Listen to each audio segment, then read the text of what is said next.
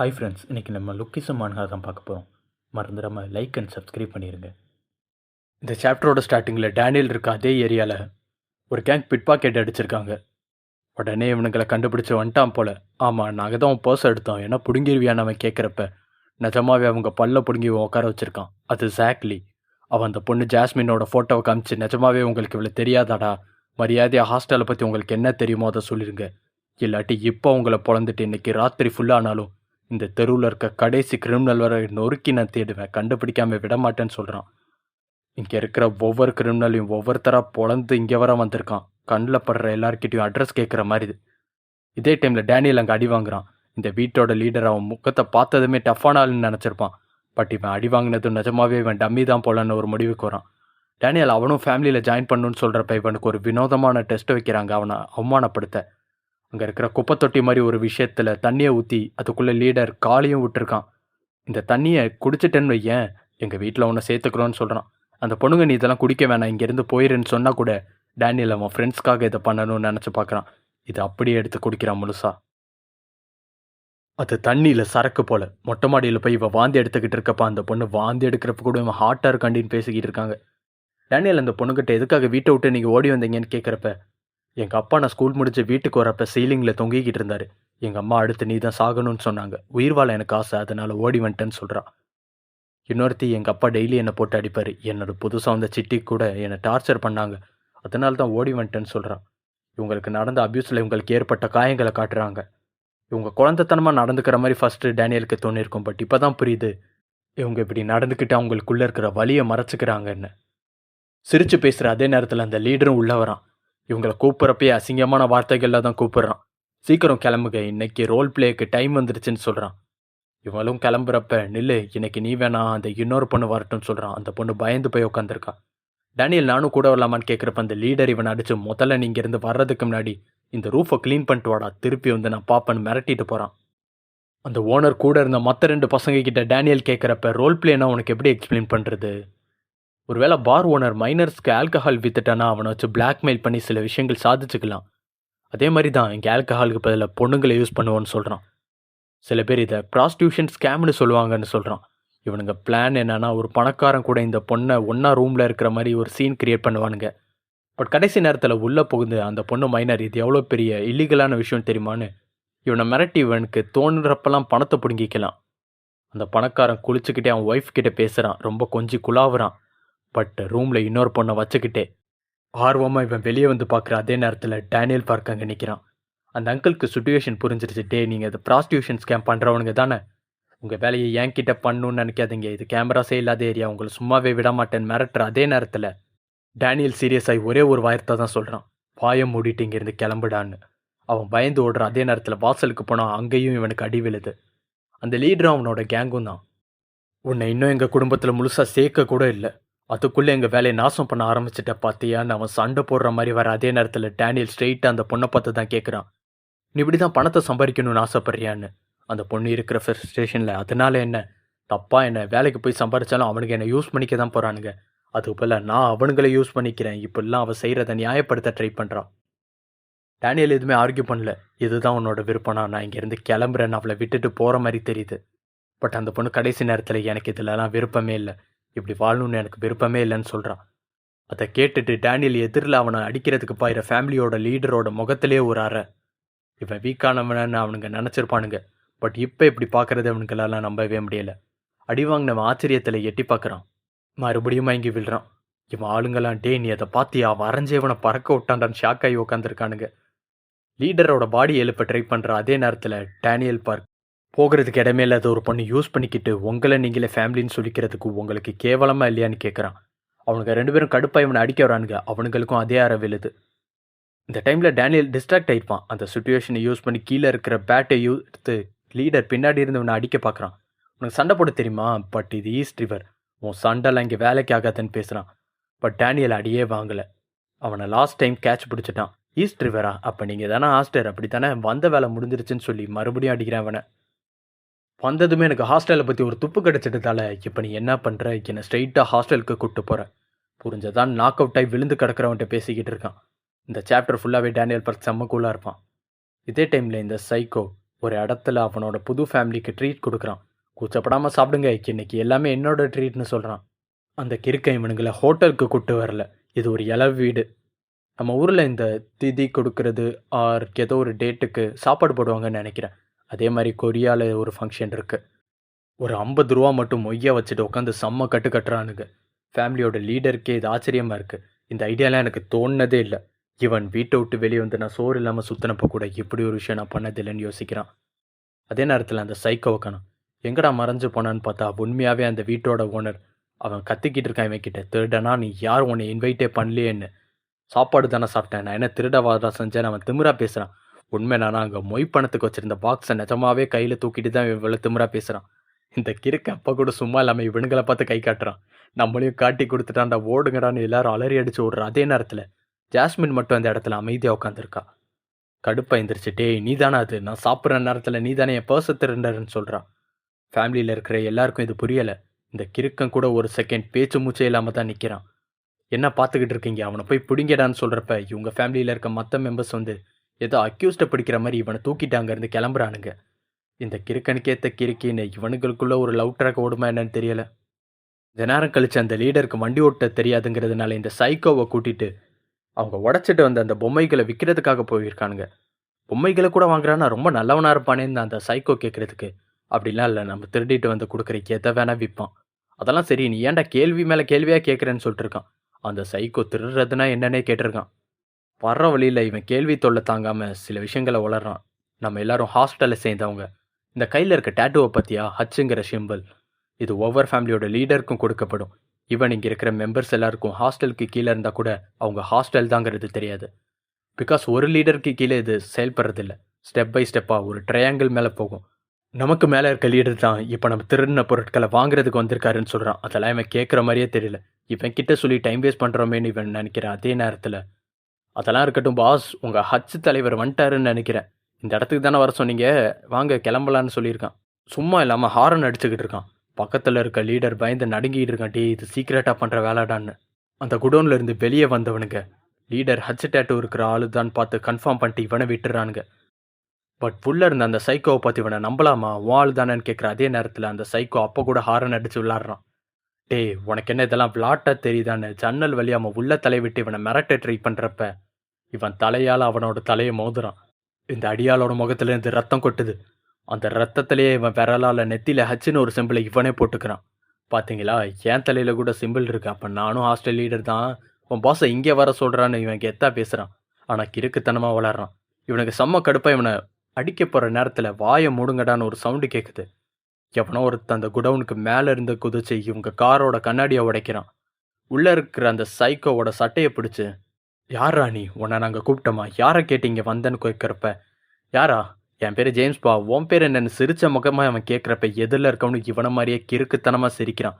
நான் தாண்டா உங்கள் லீடர்னு சொல்கிறான். ஜாக்ஸ் பார மாதிரி இருக்கிற இவன் தான் ஓலி வாங். கிட்டத்தட்ட இவனுக்கு 2 பேரும் அண்ணன் தம்பி மாதிரி இருக்கானுங்க. இவனுக்கு வைப் அப்படியே மேட்ச் ஆகுது. இந்த லீடர் பல வருஷமாக இங்கே இருக்கான். பட் இவனே இந்த ஹாஸ்டலோட ட்ரையாங்கிள் டாப்பில் இருக்க லீடரை பார்த்ததில்ல. இந்த சைக்கோ வந்து 5 நிமிஷத்தில் இவனை மீட் பண்ணிட்டான்னு நினைக்கிறான். உனக்கு எங்கள் ஹாஸ்டலில் சேர அவ்வளோ விருப்பமாடா, ரத்தத்தில் டேட்டு போட்டுக்கிற அளவுக்கு முதலே சொல்லியிருக்கலாம்னு அவன் முகத்தை பிடிச்சி அழுத்துறப்ப இந்த சைக்கோ கடுப்பை காரை ஸ்டார்ட் பண்ணி இவனை டோரை உடச்சி உள்ளே தூக்கி அடிக்கிறான். சாரிங்க, நான் பிரேக்குன்னு நினச்சேன், இது ஆக்சிலேட்டரா, சொல்லவே இல்லை பார்த்தீங்களான்னு நெக்கலாக பேசுகிறப்ப அப்போ கூட இந்த லீடர் சிரிச்சுக்கிட்டு இருக்கான். உன்னைய 3வது அங்கிள் போஸ்டிங்க்கு இன்டர்வியூவில் போடலான்னு நினைக்கிறேன். இன்டர்வியூ நடத்திடல வேண்டிதான் இவன் ஆளுங்க 2 பேரை கூப்பிட்றான். இந்த சைக்கோக்கு ஒரு அளவும் புரியலை. அப்போ அந்த லீடருக்கு ஸ்ட்ரெயிட்டாக கீழே இருக்கிற எக்ஸிக்யூட்டிவ்ஸை தான் இவனுக்கு அங்கிள்ஸ்னு கூப்பிட்றாங்க போல. ஆல்ரெடி இங்கே 2 பேர் இருக்காங்க. இவங்க 2 பேரும் பெஸ்ட்டான ஃபைட்டர்ஸ். இந்த லீடருக்கு இவனையும் பிடிச்சி போச்சு. அதனால இவனை 3rd லீடராக சேர்த்துக்கலாமான்னு பார்க்குறான். இந்த சைக்கோ வர்றதுக்கு முன்னாடி இந்த 2 பேரும் யாரோ ஒருத்தனை இன்டர்வியூ பண்ணியிருக்கானுங்க. பட் நீ ஃபெயில் ஆகிட்டேன்னு ஒரு பேப்பரை கிழிச்சு அவன் மேலே போடுறப்ப தான் தெரியுது அது காட்டாகோட முன்னாள் செகண்ட் இன் கமெண்ட் அண்ட் அதை விட பழைய லீடர். ஹாஸ்டலில் சேரலான்னு இவன் ட்ரை பண்ணியிருக்கான். பட் பொழந்துட்டானுங்க. அந்த அங்கிள் இவனை பார்த்து, உனக்கு வண்டி ஓட்ட நல்லா தான் தெரியுது, டிரைவிங் டெஸ்ட்டில் நீ பாஸ் ஆகிட்ட, இப்போ ஃபைட்டிங் ஸ்கில்லை செக் பண்ணலாமான்னு அவனை இன்டர்வியூ ஆரம்பிக்கிறான். இன்டர்வியூயா, சம்பளம் கொடுப்பீங்களான்னு இவன் குழம்பி போய் நிற்கிறான். ஓரளவுக்கு இந்த ஹாஸ்டல் எப்படி செயல்படுத்துன்னு ஒரு ஐடியா நமக்கு கிடைக்குது. பட் இதே விஷயத்த டேனியல் அந்த ஆளுங்களை பொழந்து கீழ்ப்படியை வச்சு தெரிஞ்சுக்கிறான். நாங்கள் கூட பரவாயில்ல, எங்களை விட மற்ற ஃபேமிலிஸ்லாம் மோசமான வேலைகள் பண்ணுறானுங்கன்னு இவனுக்கு சொல்கிறானுங்க. டேனியல் அதுக்காக பொண்ணுங்களை இந்த மாதிரி ஆட யூஸ் பண்ணுவீங்கன்னு செம்மையாக கடுப்பாக்குறான். என்னை ஹாஸ்டலோட லீடர் கிட்ட கூட்டு போடான்னு சொன்னா இவனுக்கே அதை எப்படி காண்டாக்ட் பண்ணுறதுன்னு தெரியல. இவனுங்க நெட்வொர்க் ரொம்பவே செக்யூர்டாக இருக்குது. வீட்டில் ஒரு ஃபோன் இருக்குல்ல, அந்த ஃபோனை வச்சு கால் பண்ணால் தான் அவங்களோட ஒரு சின்ன கனெக்டிவிட்டியே கிடைக்கும்னு இவன் சொல்கிறான். அதே நேரத்தில் டேனியலை மொட்டை மாடியில் புள்ளி பண்ண அந்த 2 பேரும் புதுசாக அந்த ரூம்குள்ளே நுழையிறானுங்க. யாரை கேட்டா நீ இங்கே வந்த, நீ வந்ததால் நாங்கள் தான் அந்த க்ளீனிங் விஷயம்லாம் பண்ணோம் தெரியுமா, உன்னை சும்மாவே விட மாட்டோன்னு போட்டு இவன் டேனியலை மிரட்டிக்கிட்டு இருக்கான். அப்போ தான் இவனுக்கு பக்கத்தில் இருக்க காட்சியை பார்த்துட்டு ஸ்லோ மோஷனில் டேனியலை திரும்பி பார்க்குறப்ப இவன் ஓர பார்வையில் முறைச்சி பார்க்குறப்பே இவனுக்கு டர் ஆகிட்டானுங்க. எல்லாரையும் முட்டி போட வச்சா இவனுங்களை மட்டும் தலையை வச்சு தரையை முட்டு கொடுக்க வச்சுருக்கான். வீட்டில் இருக்க அந்த ஃபோன் இவன்கிட்ட தான் இருந்திருக்கும், ஹாஸ்டலை காண்டாக்ட் பண்ணக்கூடிய ஃபோன். அந்த ஃபோனை டேனியல் கேட்குறான். இதே நேரத்தில் அந்த சைக்கோ இந்த இன்டர்வியூவில் செம்மையாக அடி வாங்கிக்கிட்டு இருக்கான். அவன் முகம் கை ஃபுல்லாக ரத்தமாக இருக்குது. இப்போ கூட இவனால் அடிக்கவே முடியல. அவன் கையோட அந்த ஆப்போசிட்டில் இருக்க அங்கிளை டச் பண்ணுறான், அவ்வளோதான். இந்த காட் டாக் பரதேசியை விட நீ வீக்கானவனா இருக்கடா, உன்னையெல்லாம் இன்டர்வியூ பண்ணுறதே வேஸ்ட்டுன்னு அவன் பேசிக்கிட்டு இருக்க அதே நேரத்தில் மறுபடியும் அவன் முகத்தை தொட்டுக்கிட்டு மட்டும்தான் இருக்கான். என்னடா ப்ரெஷர் பாயிண்ட் எதுவும் ட்ரை பண்ணுறியா, படத்தில் வர மாதிரி நீ இவனை அடித்து நாக் அவுட் பண்ணுறப்ப அந்த லீடர் விழுந்து சிரிக்கிறான். இந்த அங்கிளுக்கு ஒன்றும் புரியலை. என்னன்னு பார்த்தா அவன் முகத்தில் ஸ்டார் போட்டு விளாண்டுருக்கான் இவ்வளோ நேரம் ரத்தத்தை வச்சு. சாரிங்க, உன் முகத்தில் இருக்க மாதிரி டாட்டை பார்த்தா எனக்கு கனெக்ட் பண்ணி விளாடணும்னு தோணும். இதை ஒரு சின்ன அப்சஷன் மாதிரின்னு சொல்லலாம். இன்னும் ஒரே ஒரு கோடு மட்டும் போட்டுக்குவாங்க, ஒரே ஒரு கோடு ப்ளீஸ் நீ கெஞ்சிறப்ப அந்த அங்கிள் செம்மையாக கடுப்பாகி இவனை போட்டு கொலவெறியில் அடிக்கிறான். அந்த சைக்கோ கிட்டத்தட்ட சாகுற மாதிரி தெரியுது. பட் அப்போ கூட நடுவேரில் மேலே தூக்கி இங்க் ரீசார்ஜ் பண்ணிக்கிறேன்னு அவன் முகத்தில் கையை வச்சு அவன் மூக்குக்குள்ளே கையை விட்டு தூக்கி வீசுகிறான். நான் ரொம்ப ஸ்ட்ராங்கான வந்தான்டா, என் கை மசிலை பற்றி உங்களுக்குலாம் தெரியாதுன்னு பேசுகிறப்ப இவன் கை உடஞ்சி போயிருக்கு இவனோட விரல். இப்போ கூட இவன் கிறுக்க மாதிரி சிரிக்கிறான். இந்த லீடர் செம்மையாக இம்ப்ரெஸ் ஆகிட்டான் இவனை பார்த்து. இந்த அங்கிள் மறுபடியும் எந்திரிச்சு வரான். டேய், உனக்கு நான் வேணா 5 பாயிண்ட் கொடுக்குறேன் உனக்காக, இப்படியே கண்டினியூ பண்ணலான்னு சொல்கிறப்ப இதெல்லாம் நியாயமே இல்லைப்பா, நீங்கள் ரொம்ப ஸ்ட்ராங்காக இருக்கீங்க, இது ஈக்குவலான மேட்ச் கிடையாது, நான் வேணா வெப்பன் யூஸ் பண்ணிக்கலாமான்னு கீழே இருக்கிற ஒரு டெடிபியர் எடுக்கிறான். இவன் எது டெடிபியரான ஆச்சரியப்படுற அதே நேரத்தில் அவன் முகத்திலே அடிக்கிறான். டெடிபியருக்கு ஆப்போசிட் எண்டில் செங்கலை கட்டி வச்சிருக்கான். இவனுக்கு இன்டர்வியூவை பற்றிலாம் கவலையே இல்லை. ஆப்போசிட்டில் இருக்கவன் நாக் அவுட்டாக விழுந்ததும் அவன் முகத்தில் ஒரு ஸ்டாரை தெளிவாக போட்டதுக்கு அப்புறம் தான் இவனுக்கு மனசே நிம்மதியாக இருக்குது. அந்த லீடர் இன்னும் இம்ப்ரெஸ் ஆகிட்டான். இதே டைமில் டேனியல் ஒவ்வொரு லிங்காக பிடிச்சி இதே குடனுக்கு வந்து சேர ட்ரை பண்ணுறான். பேசி எதையும் தீர்க்க முடியாதுன்னு எனக்கு தெரியும். ஆரம்பத்திலே சட்டையை கழட்டிட்டு சண்டைக்கு போகிற மூடில் தான் கிளம்பியிருக்கான். இங்கே குடனுக்குள்ளே அந்த லீடர் செம்மையாக இம்ப்ரெஸ் ஆகிட்டான். உன் ஃபேஷன் சென்ஸ் என்ன, உன்னோட ஆர்ட் என்ன, இதெல்லாம் பார்த்து நான் ரொம்ப இம்ப்ரெஸ் ஆகிட்டேன்டா, வேறு லெவல். இந்த மாதிரி ஒருத்தனை தான் நான் தேடிக்கிட்டு இருந்தேன். ஒரு ரோல் ஃபுல் மாதிரி காட்டில் தனியாக இருக்க மிருகம் மாதிரி இருக்கடா, உன்னை செலக்ட் பண்ணுறேன். இனிமேல் நீ எனக்கு கீழே வேலை செய்கிற. அந்த ஃபோன்லாம் தெரியுதுல, அந்த குவியல்லேருந்து ஒரே ஒரு ஃபோன் மட்டும் நீ எடுத்துகிட்டு போ, நம்ம டச்சிலே இருக்கலான்னு சொல்கிறான். இது ஃபேமிலியா? நான்லாம் உன் ஃபேமிலியில் இருக்க முடியாது, உன் ஹேர் ஸ்டைல் கேவலமாக இருக்குது. இந்த மாதிரி கேவலமான ஹேர் ஸ்டைல் வச்சுருக்கேன் ஃபேமிலியிலலாம் நான் இருக்க மாட்டேன். நான் தான் ஏற்கனவே ஃபேமிலியில் இருக்கவேனே அப்படின்னு சொல்லிட்டு வண்டி எடுத்துகிட்டு போகிறான். இவன் ஃபேமிலின்னு சொன்ன ஃபேமிலியோட லீடரையே இங்கே விட்டுட்டு போயிருக்கான். இந்த லீடர் இதுக்கு மேலே பெரிய சைக்கோவாக இருப்பான் போல். பரவாயில்ல, போயிட்டு வா, மறுபடியும் பிரேக்குன்னு நினச்சி ஆக்சிலேட்டர் மிதிச்சிடாதன்னு டாட்டா காமிச்சு வழி அனுப்புகிறப்ப அந்த லீடரோட அசிஸ்டன்ட் ஒருத்தன், சார் ஃபோன் எடுக்க சொன்னீங்களே, அவன் மொத்த பாக்ஸையும் தூக்கிட்டு போயிட்டான்னு சொல்கிறான். இந்த கிறுக்கனுக்கு அளப்பரிய வித்தியாசமாக இருக்கும். அந்த அங்கிள் ஃபோனை ஆட்டியை போட்டு போயிட்டான் கம்ப்ளைண்ட் பண்ணுறப்ப கூட நம்ம மனசு வருத்தப்படக்கூடாதுன்னு அந்த பாக்ஸில் டெடிபியரை போட்டு போயிருக்கான் சார். இவன் க்ரியேட்டிவிட்டிக்கு இந்த இன்டர்வியூவில் இன்னும் எக்ஸ்ட்ரா 10 மார்க் கொடுக்குறேன்னு அப்போ கூட மார்க் போட்டுக்கிட்டு இருக்கான். இந்த லீடர் கடுப்பாய் நான் அவனை என் 10 பையன் மாதிரி நினச்சேன், எவ்வளோ தைரியம் இருந்தால் என்கிட்டயே வேலையை காட்டுவான்னு அங்கே நகர்ந்து போய்கிட்டு இருந்த அந்த ஃபேமிலியோட லீடரை அடிக்கிறான். இவன் 2 பேர் உட்கார மாதிரி ஒரு பைக் எடுத்துகிட்டு வா நம்ம அவனை துரத்திட்டு போவோம், ஜாலியாக இருக்குன்னு ஜிபிஎஸ் ஆக்டிவேட்டுன்னு கூகுளுக்கு சொல்கிற மாதிரி சொல்கிறான். பட் அவன்கிட்ட அவ்வளோ அட்வான்ஸான ஃபோன்லாம் இல்லை. பக்கத்தில் உட்காந்துருக்க இந்த ஃபேமிலி ஹெட் இவனை தான் கூகுள் மேப் மாதிரி யூஸ் பண்ணிக்கிட்டு இருக்கான். எனக்கு ஒரு விஷயத்தை பிடிச்சிருந்துச்சுன்னா நான் அதை அடையாமல் விட மாட்டேன்னு வில்லத்தனமாக பேசிட்டு இவன் கிளம்புறப்ப அந்த family head take a left hand in 300 மீட்டர்னு கூகுள் மேப்பாகவே மாறி உட்காந்து போய்கிட்டு இருக்கான். அந்த அங்கிள் சரி அவனுங்க போயிட்டானுங்க, நீ ட்ராமாவை நிறுத்திட்டு எந்திரிக்கலான்னு சொல்கிறப்ப அடி வாங்கிட்டு நாக் அவுட் ஆன மாதிரி கிடச்சா அந்த அங்கிள் ஜஸ்ட் ஆக்டிங் பண்ணுறான். போயிட்டானுங்களா, என்ன கிறுக்கணுங்கடா இவனுக்கு. இன்டர்வியூங்கிற பேரில் இந்த மாதிரி கேவலமானவன்ட்டு அடி வாங்குறது எவ்வளோ மோசமாக இருக்குன்னு தெரியுமாடா அவனுக்கு.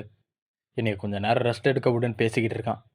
இந்த கிறுக்கன் சண்டை போகிறதுல கொஞ்சம் மொக்கையாக இருந்தாலும் இந்த டெஸ்ட்டில் அவன் தான் டாப் ஸ்கோர்னு சொல்கிறான். அப்போ தான் இவனுக்கு ஃபோனில் வந்திருக்க நோட்டிஃபிகேஷனை பார்க்குறான். நம்பிக்கையான ஆள்னா மட்டும்தான் இவனுக்கு மீட் பண்ண முடியும். ஃபோனில் ஒரு கோட்வேர்டு கொடுத்துருக்கானுங்க. மிரட்டி கோட்வேர்டு கேட்குறப்ப சரியாக தப்பான கோட்வேர்டு அவன் கொடுத்துருக்கான். அது ஒரு வார்னிங் சைன் மாதிரி. டேனியல் பார்க் இது எதுவுமே தெரியாமல் அந்த இடத்துக்கு வந்து நிற்கிறான். இவன் உள்ளே வர நேரத்தில் ஹாஸ்டலில் 2 ஸ்ட்ராங்கான ஃபைட்டர்ஸ் இவனுக்காக வெயிட் பண்ணுறாங்க. டேனியல் சுற்றி இருக்கிற சுச்சுவேஷனை நோட்டீஸ் பண்ணுறான். நிறையா பொம்மைகள் இருக்குது. கண்ணாடி உடஞ்சு போய் கிடக்கு.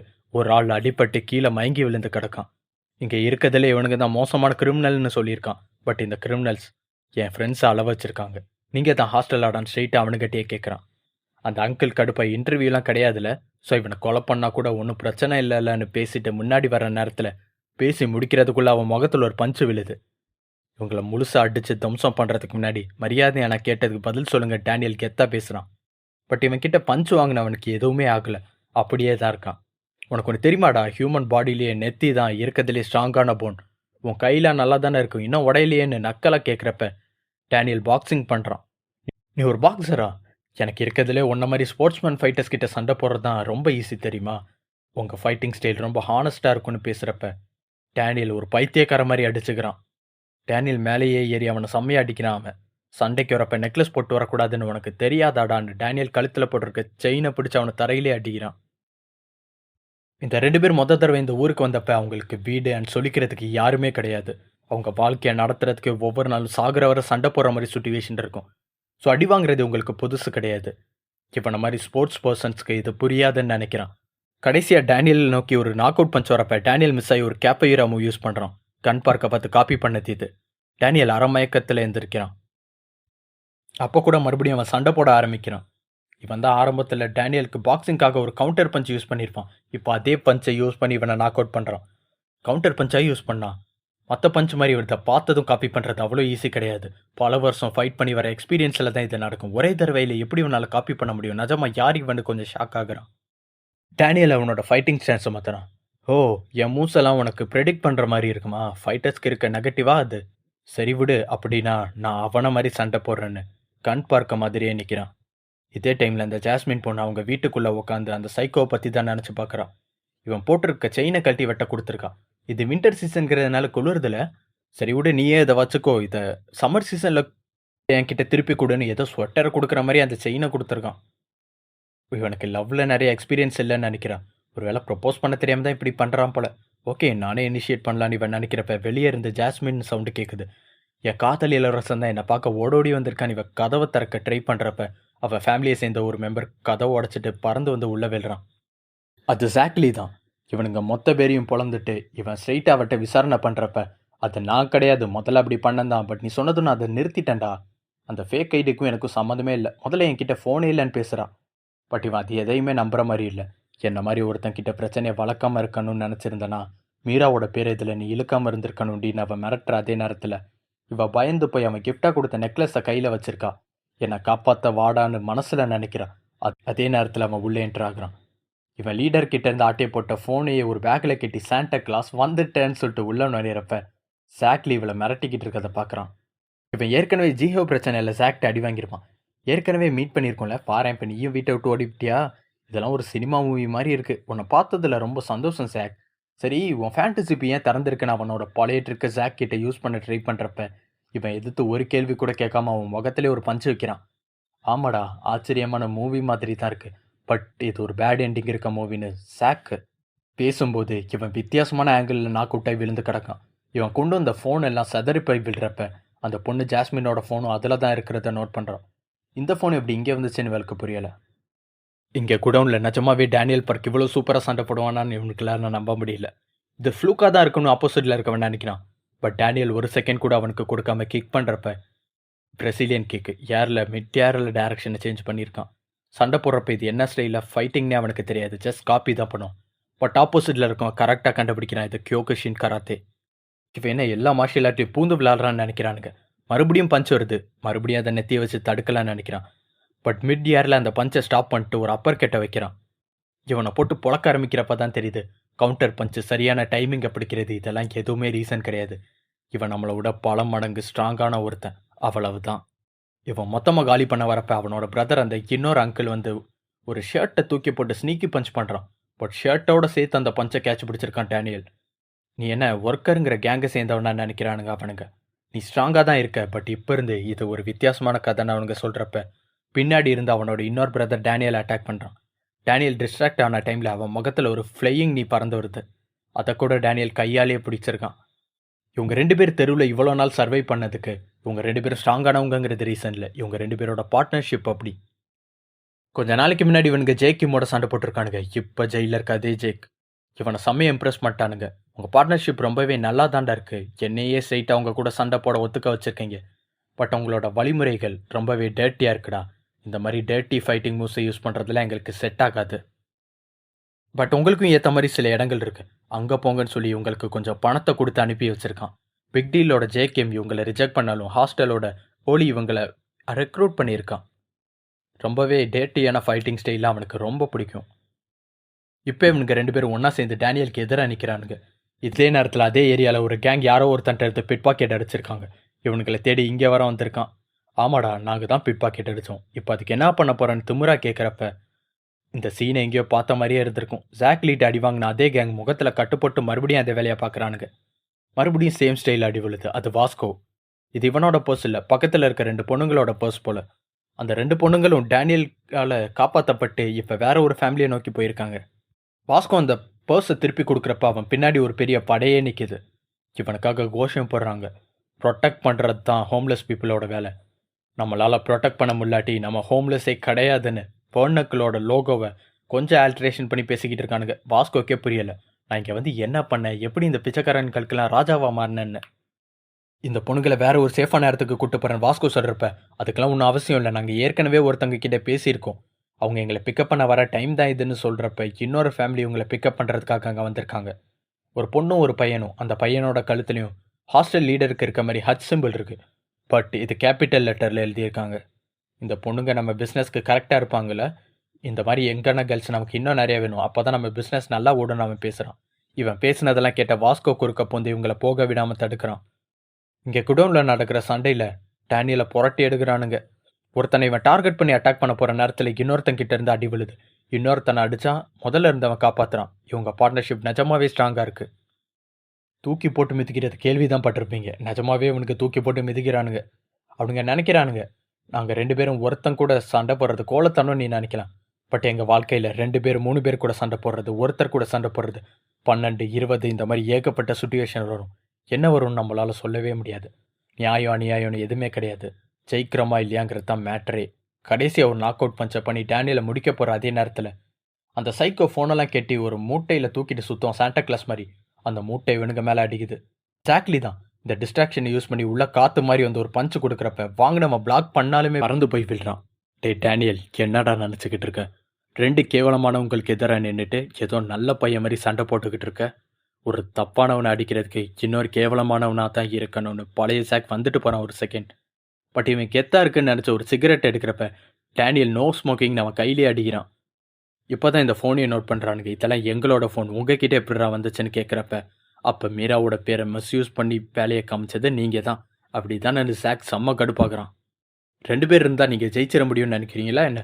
நாங்கள் 2 பேரும் சேர்ந்து பல வருஷமாக சண்டை போட்டிருக்கோம், எங்கள் எக்ஸ்பீரியன்ஸ் வேறு. உங்களை மாதிரி 2 ஆவரேஜான ஃபைட்டர் சண்டை போட்டால் எங்களை தோக்கடிக்க முடியும்னு நினைக்காத.